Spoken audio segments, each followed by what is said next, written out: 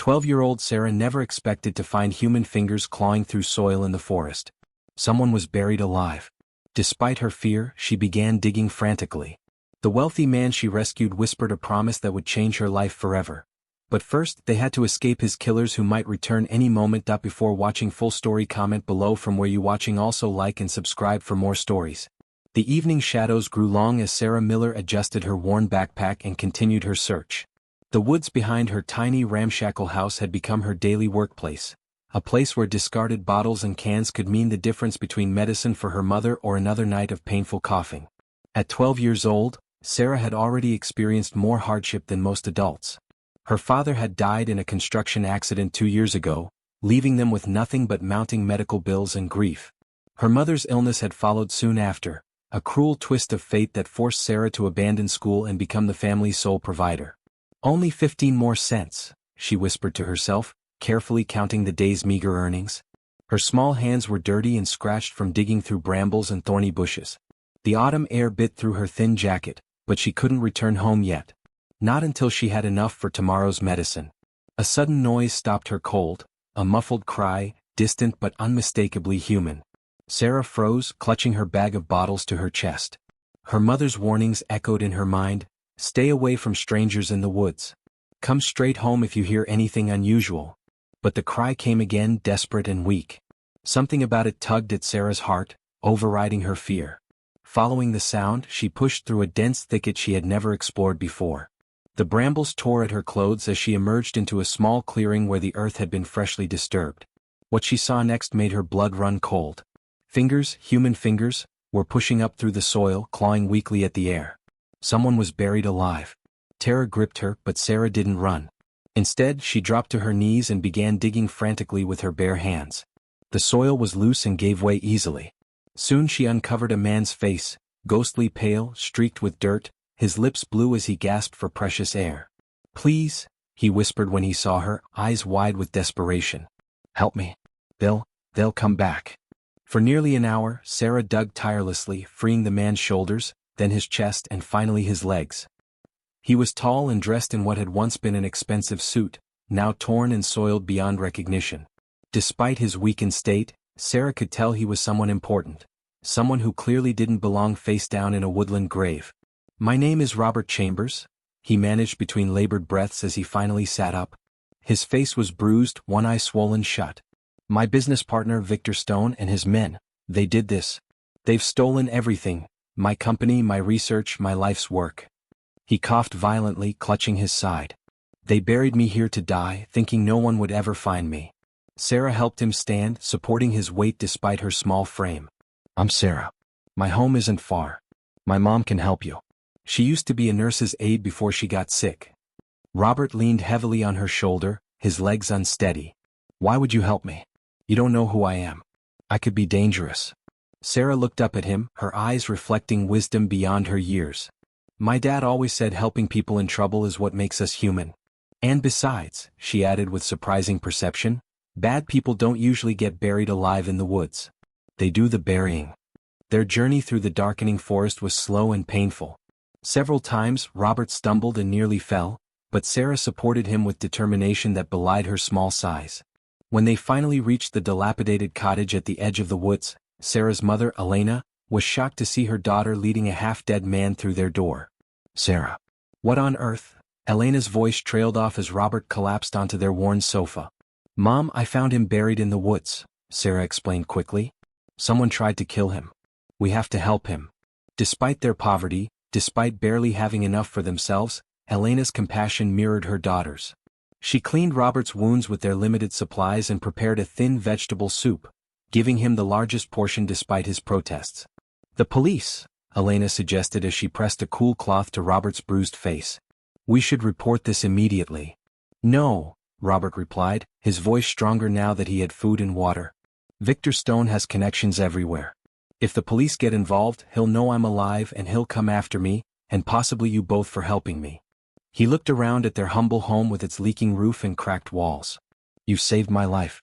Please trust me when I say we need to be careful about our next steps." Over the next days, Robert slowly regained his strength.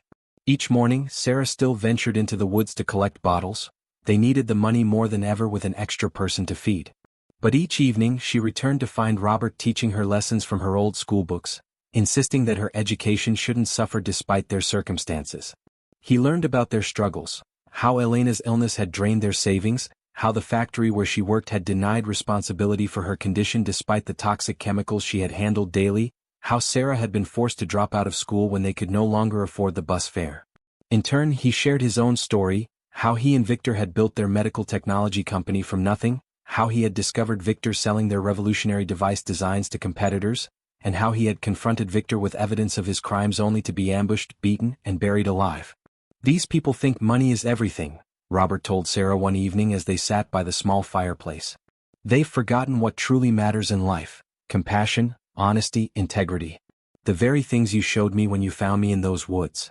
1 week after his rescue, Robert asked to borrow Elena's old cell phone.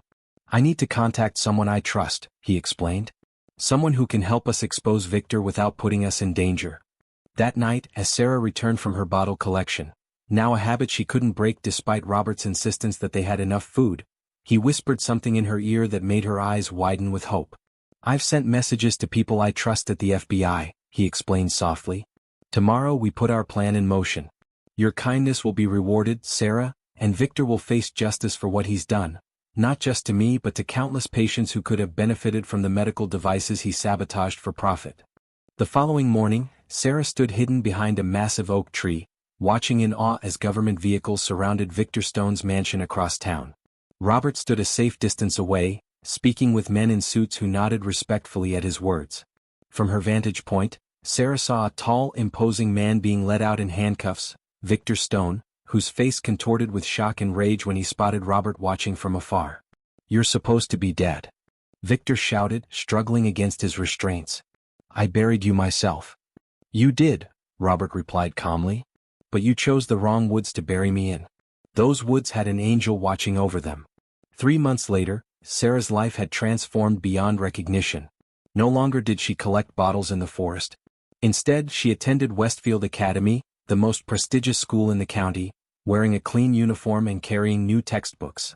Her mother received specialized treatment at the state's finest hospital, her condition improving daily.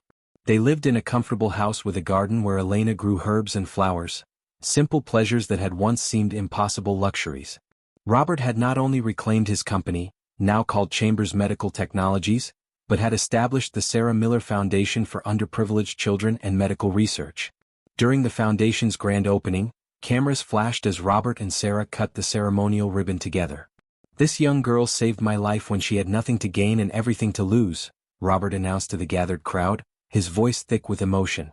"She taught me that true wealth isn't measured in bank accounts or stock portfolios but in one's character and the courage to do what's right, even when it's difficult." As people applauded, Sarah stood tall beside Robert, no longer the frightened, hungry girl from the woods.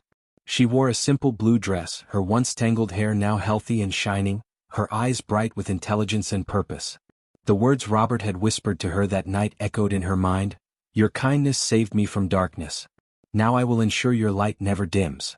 Elena watched from the front row, her once gaunt face now filled with color and life. She had accepted a position as community outreach coordinator for the foundation, using her experience to identify families in situations similar to what they had endured. "I never imagined bottle collecting would lead to this," Sarah whispered to Robert as photographers captured their image for the evening news. "Sometimes our darkest moments lead us to our greatest purpose," he replied, squeezing her shoulder gently. "I was buried alive, but through that I found something I'd lost: compassion and purpose beyond profit."